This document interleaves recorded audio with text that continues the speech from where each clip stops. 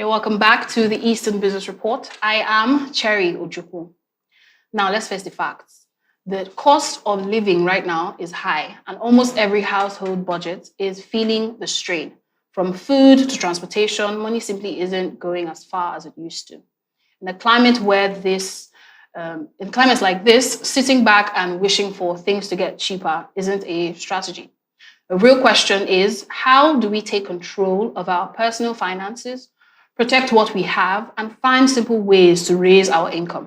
Today, we are breaking down the basic, everyday rules of money management, financial literacy, and simple paths to economic survival. Joining me in the studio to give us some practical financial guidance is Admin Lead Network Africa, Mr. Sampson Ukwu. Such a pleasure to have you, sir. Yeah, thank you. Thank you so much.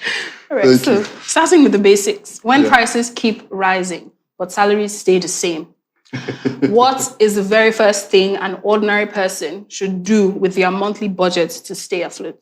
Yeah, you see, the issue in Nigeria is very biting.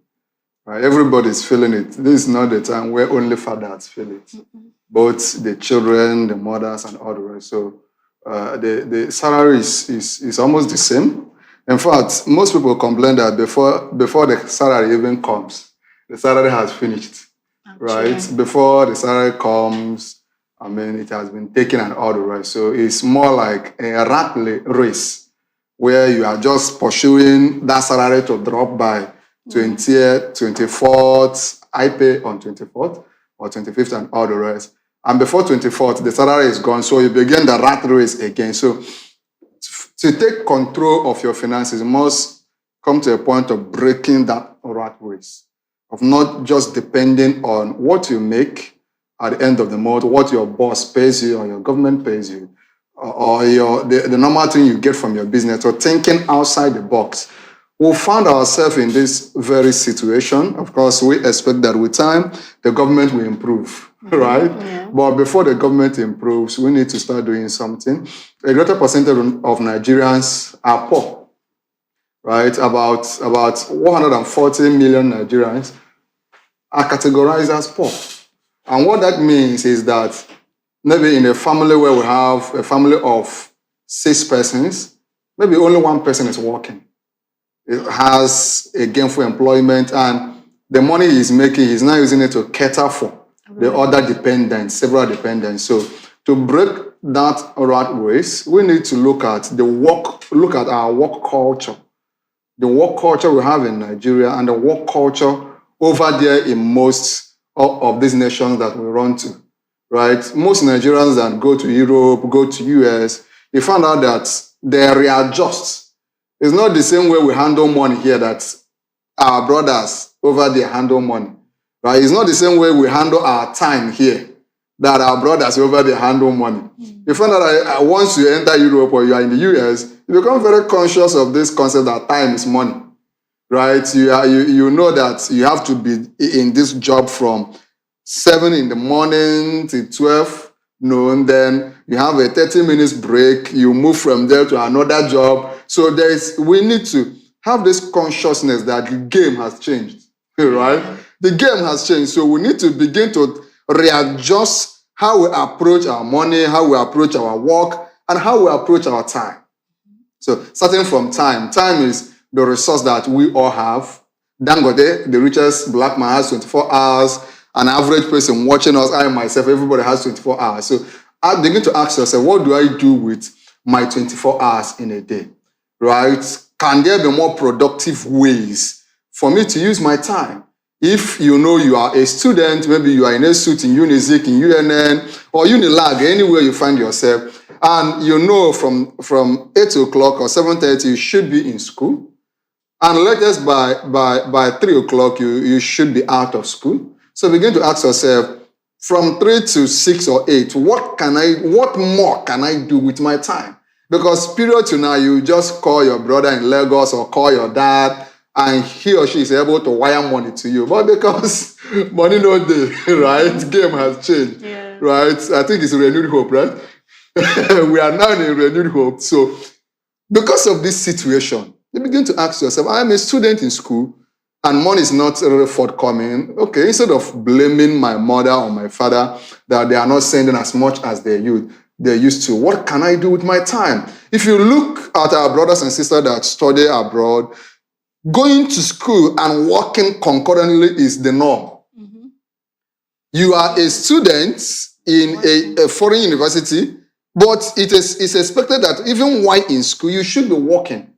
Right? They made it as a norm, but over there, if you are a student, maybe you are in a suit and your parents or uncle advises you to get a part-time job, you feel that your own is the worst, maybe because you came from a poor family.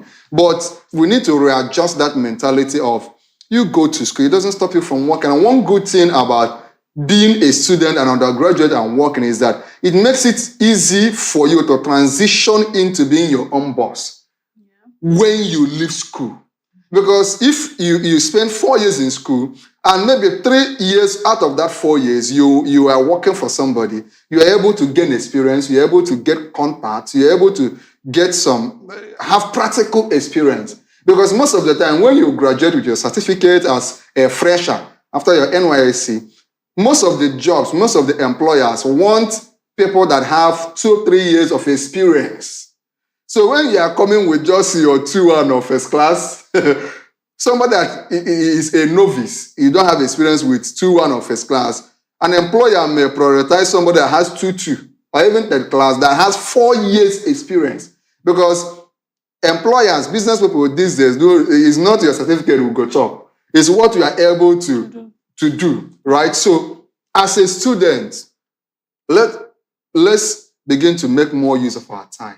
What businesses can you do? What can you combine with your normal business as a person, as an undergraduate? So it is very, very, very crucial. And I say a lot. You have a lot of time in your hand as a student. Apply it and begin to get yourself engaged. It doesn't matter how much you are paid. You can go for the job, for the experience, for the contacts, right? You are boosting your CV, even while in school. Then beyond being a student, families need to talk about this, right? You are a dad, you are not making as much as you need to make. The mother is working. So let the family come together to the table and talk about it, right? Why we are working to make more money, what can we do as a household to manage our finances, right? In that family meeting, we can talk about, okay, let's look at the things we spend. We buy yam, we buy vegetables, and we have a little space at the back of our family. Can we have a small garden? Okay, if you look at how much we spend just on vegetables every month, maybe if we have a small garden that wouldn't require much to put together, you can begin to produce your own ugu, right? Your own scent leaf, those basic things you spend money buying. Then even if you don't have a land around, we encourage people to go into sack farming. I mean, the game have changed. We need to. The Igbos will say the right? So we need to just little things. Then I've always encouraged families. One of the things that take a bulk of our money beyond food feeding is school fees, tuition. Right? And I've also, as a school proprietor, I've always said that we can't practically expect proprietors to reduce their fees, right? But you, as a parent, you can look at schools around you, discuss with your children, right? Then there are a few other things, because when we will talk about getting more money, but how do we reduce expenses? If you're a father and normally you have a car, you just go carry your car to a car wash to wash it. And maybe just to wash, they take 1,000, 1,500, 2,500. You can encourage your young children. The children can help. On Saturdays, they can practically learn to wash the cars.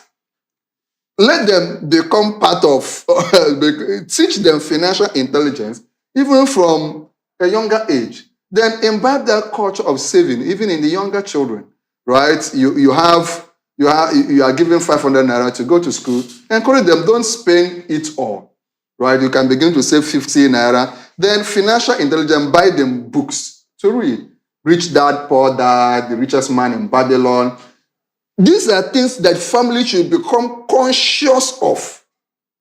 I think over there in other nations, they are more conscious of their spending, right? They are more conscious of the money they make, and they calculate how much this money goes. Then, as in your personal finance, once every month or once in every week, open your banking app and look at the transfers you have made within the week, and ask yourself, which of these transfers are necessary and which of them would I have refused to make, right? Because they always say that money is easy to make, but very quick to go out. So these are the important things we need to look at as the game has changed, the money game in Nigeria has changed. Then we now begin to look at opportunities to make more money, right? I've always talked about the era of having just one source of income has gone. If you are in Nigeria and have only one source of income, it doesn't matter. It doesn't matter how big the source of income is,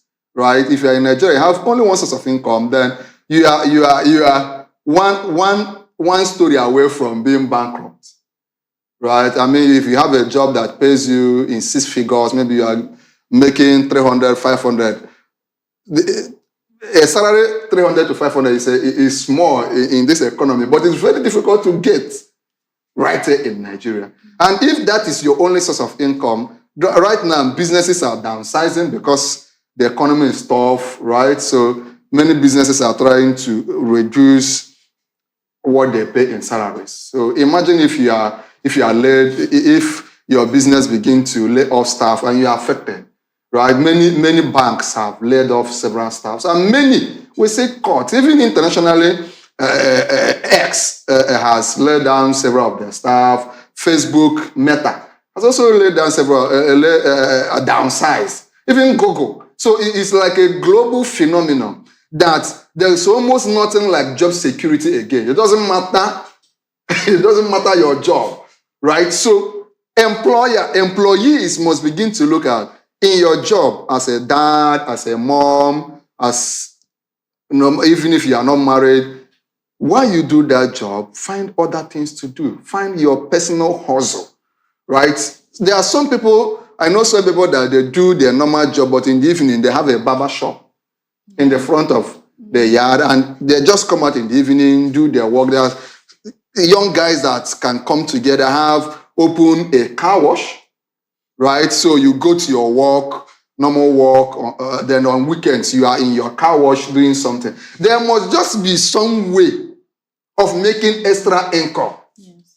There must just be some way of making extra income. So you can have a barber shop, you can have a small shop, like a lady can have a small shop. Then even if you are working, look around you in your place of work. What can you sell even in your place of work, right? Ladies can sell jewelries, clothing materials, footwear. There are people that do it. Mm-hmm. They are going to work.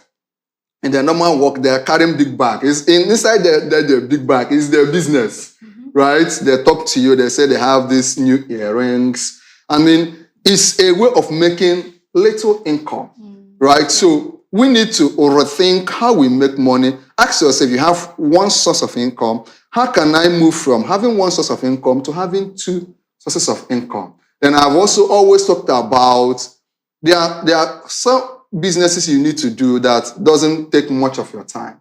I've always encouraged people to enter into one form of agriculture or another, right? We can have a poultry farm. You don't need to sleep with the chicken for them to grow.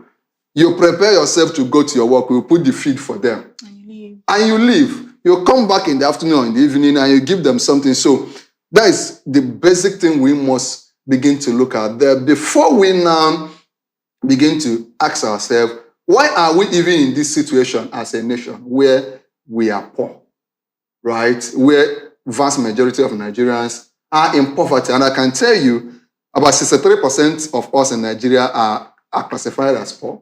By the time, if the current government are able to maneuver their way into power again in 2027, we could begin to look at a time where over 80% of Nigerians are poor.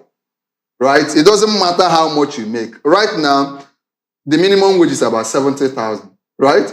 And Nigerians are better off getting back to when the minimum wage was about 35,000. Because it's not just about the money. It's about the purchasing power. Yeah. I remember when we were erecting our second primary school, we bought, I was buying a bag of cement, 3,500, and we were shouting. We were crying that the nation is hard. Right now, last weekend, we did a renovation work in our first primary school, and we bought a bag of cement, 11,000 something. Right? So the thing is biting. Yeah. Right? Now, that also reminds me, one of the ways, one of the things that take a chunk of our money is rent. Right? Mm-hmm. A chunk of our money is rent. Of course, we know the indiscriminate ways the landlords increase the rent. Of course, right now, you are not even sure of your rent. If your rent right now is 400,000, maybe it was increased from 250 to 400 last year. You don't even know your landlord is akwado for when you will renew. So one of the ways is we must learn to begin to cut our coats according to the materials available. Right? You just ask yourself, this place I am living, can I afford it? You must just tell yourself the truth. So there is always options, right? You must not live in places where you have to pay the millions for your rent. And we must tell ourselves the truth. If you look at how much you pay in rent for 2 years, it can get you 2 rooms somewhere, right? So we must begin to look at investing in assets. Reduce the amount you spend in liability. And liabilities is simply the things that take money away from your pocket, right? Assets are things that put money into your pocket. So look at around you, little businesses you can have around you. It could be POS business. There must just be something within your vicinity, your place of work, your place of residence. You must have a way of making 2,000 daily, 3,000 daily, small income aside your main income. I wanted to ask, because truthfully, with all you've been saying so far, you've been answering all my questions. Okay. But I have just a few, right? So for small business owners in Enugu, yes, consumer spending has dropped. Yes. Because people are managing their money tightly. Yes. So how can a trader or a business owner keep attracting customers without crashing their own profit margin? The issue is the reality. Go to Ogbete, everybody's complaining, right? Because it's when people have the money that they will spend, right? People are managing what they have. Even transporters are complaining right now. Before people, unlike before people leave their house to go to anywhere, they press calculator, right? Because the cost of everything has increased. You now as a business person, as a shop owner, you must first, this time, there's this maxim in business, we say customer is king, right? You must take it to heart right now. In fact, one of the things I've told my principal in our secondary branches, once in a while, we'll call our parents. Just, how are you doing? Right? We want to get closer to them. We want to pamper them, right? Because right now, spenders are thinking what's cheaper options. So you as a business person, get closer to, get their phone numbers. This is no longer the time to wait for them, whether there is Ogbete Amaron Ufoya Darafa. This time, Ogbete Amaron Ufoya Darafa, because things are tight, right? So find a way, get phone numbers. If you have a way of even knowing their birthdays, send them shout out on their birthdays and all the rest. Let them know that you care about them. Then beyond, I've always said, beyond waiting for customers to come, go to them, right? And there are many ways to do that. If you have a customer, maybe you have a restaurant, and there is a regular customer that always comes, and he has not come, you can, once in a while, call the person and say, Mr. Emeka, how are you? How is business? Oh no, right? That could make the person to remember you and come. Then find a way to bring your business online. If your business is basically offline, then bring your business online. Then this period is the period we must get serious about hunting for customers. It's not a time to reduce amount to spend on adverts. No, we must become aggressive with adverts. Look at how Temu took over the e-commerce space, right? Because they pushed a lot of money into adverts. If you go to Facebook, Temu is waiting for you there. You go to YouTube, Temu is there, everywhere. Then ask yourself, what did OPay do in Africa, in the Southeast, in Nigeria, to almost dominate? Right? They came with a lot of money, started advertising. There was a time, any keke you bought, there must be advert of OPay there. So, as a business person, you must bring out a chunk of money for adverts. If you can do radio adverts, do radio adverts. If you can do TV, come here, put your ads. If you can do billboards, if you can have people talking, if you can have young girls dressed very well, sharing your flyers, just find a way to be in the front of customers. Just find a way to be in the conversation. This is not the time to fold your hands and wait for customers to come, right? Even banks now are on the streets hustling for customers, right? Yeah. Even before to get a SIM card, you have to sweat, you have to stress. Right now, all the telecom companies, they are forcing, even go to the villages. You will see them moving around because the system has changed, right? Even those in retail business, we saw the economy got so bad in Nigeria that ShopRite had to shut down. They did not shut down because they don't want our money again. It's because the economy is just too difficult. So if you must survive in an economy where big brands are living, then you must find creative ways to push your name into the minds of people. So bring out a chunk of money. In fact, I often advise people, before you invest millions into paying for rent, a physical structure, right? You want to sell shoes and you are getting a physical structure where you are going to pay, let's say, 500,000, 600,000, or even millions with the state of rent in the Southeast, and especially in Enugu, which the government is part of the problem that made the cost of the rent issue in Enugu to be the way it is.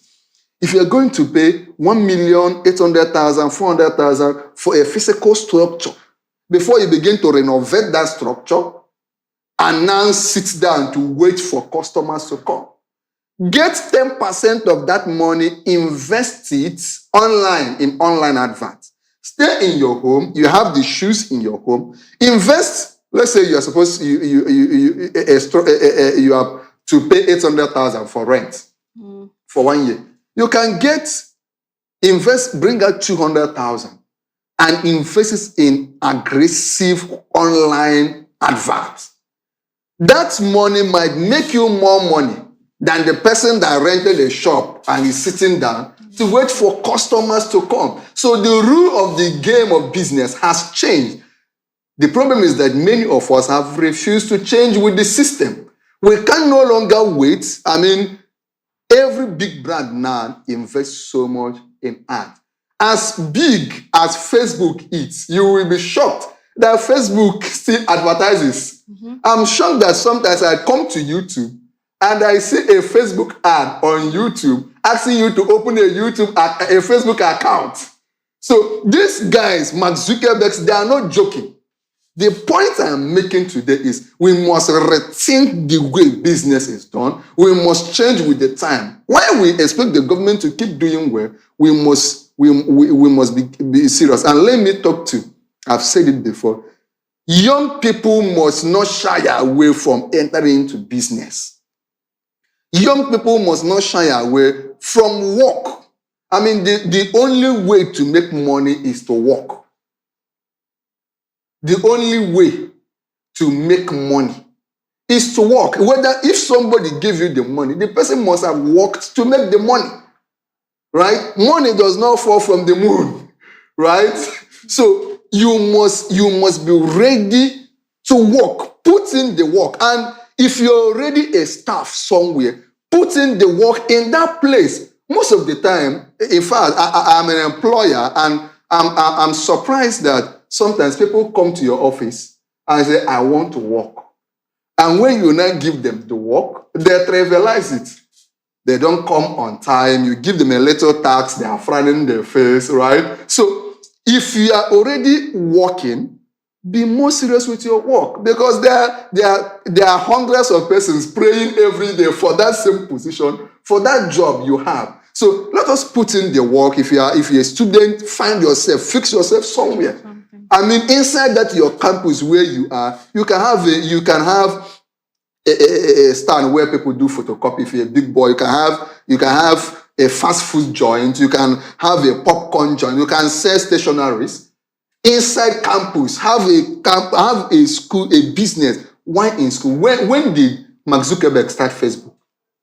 He was an undergraduate, right? So let us be very serious with these things. And if we apply ourselves to work, let us put in the work, have multiple ways of making money. And somebody will always say, it is easier said than done. And when I coach people, I tell them, true, it is easier said than done. So don't expect it to be easy. Business will not be easy. Making money will not be easy. I mean, thriving in business will not be easy. Surviving in this economy will not be easy. But if we begin to apply these things, it may be difficult. But I think these things are very possible. Very, very possible. Yeah. Very possible. Thank you so much, sir. That's too much that we can take on the Eastern Business Report. The Afia Business Morning returns tomorrow. Many thanks for staying with us. My name is Cherry Ojukwu. Bye for now.